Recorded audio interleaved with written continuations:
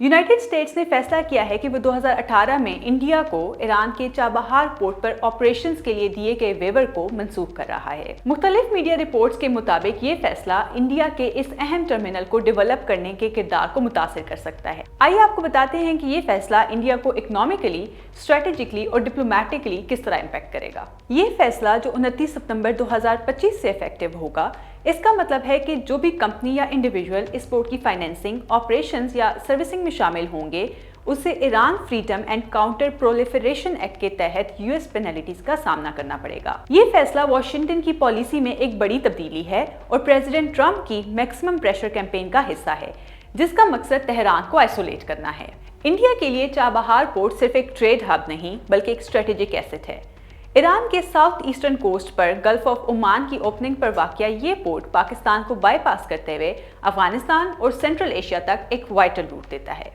इसी वजह से ये इंडिया की कनेक्टिविटी और स्ट्रेटेजिक प्लानिंग के कॉर्नरस्टोन माना जाता है। अक्सर गोल्डन गेट कहा जाने वाला ये पोर्ट पहले ही इंडिया और अफगानिस्तान को मिलियन टन गंदम और सप्लाईज भेजने में मददगार साबित हुआ है। कोविड-19 पेंडेमिक के दौरान भी ये वैक्सीन और पेस्टिसाइड्स डिलीवर करने के लिए इस्तेमाल किया गया था। Chabahar international north south transport corridor का एक अहम नोड है जो इंडिया, ईरान, रशिया और यूरोप से कनेक्ट करता है। इंडिया ने इस प्रोजेक्ट में काफी हैवी इन्वेस्टमेंट की है। मई 2024 में बाइडेन एडमिनिस्ट्रेशन के दौरान इंडिया ने इंडियन पोर्ट्स ग्लोबल लिमिटेड के जरिए एक हिस्टोरिक 10 साला लीज एग्रीमेंट साइन किया था। ये इंडिया का पहला long term overseas port contract था।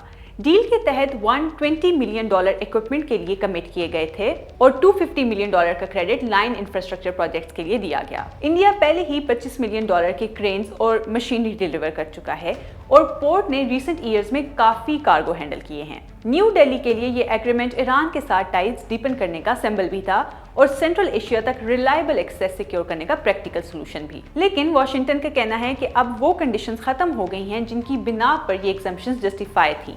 जब 2018 में वेवर दिया गया था, अफगानिस्तान में इलेक्टेड गवर्नमेंट थी और चाबहार उसकी रिकंस्ट्रक्शन के लिए एसेंशियल समझा जाता था।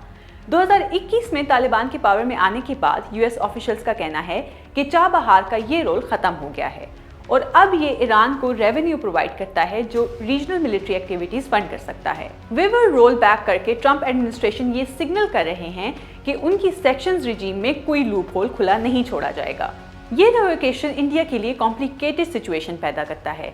इकोनॉमिकली इससे मिलियंस ऑफ डॉलर्स की इन्वेस्टमेंट रिस्क में पड़ जाएगी। स्ट्रेटेजिकली ये इंडिया की अफगानिस्तान और सेंट्रल एशिया तक पहुंच को कमजोर करेगा और डिप्लोमेटिकली ये फैसला इंडिया यूएस टाइज को स्ट्रेन करेगा जो पहले ही ट्रंप की टैरिफ्स की वजह से तंग हैं।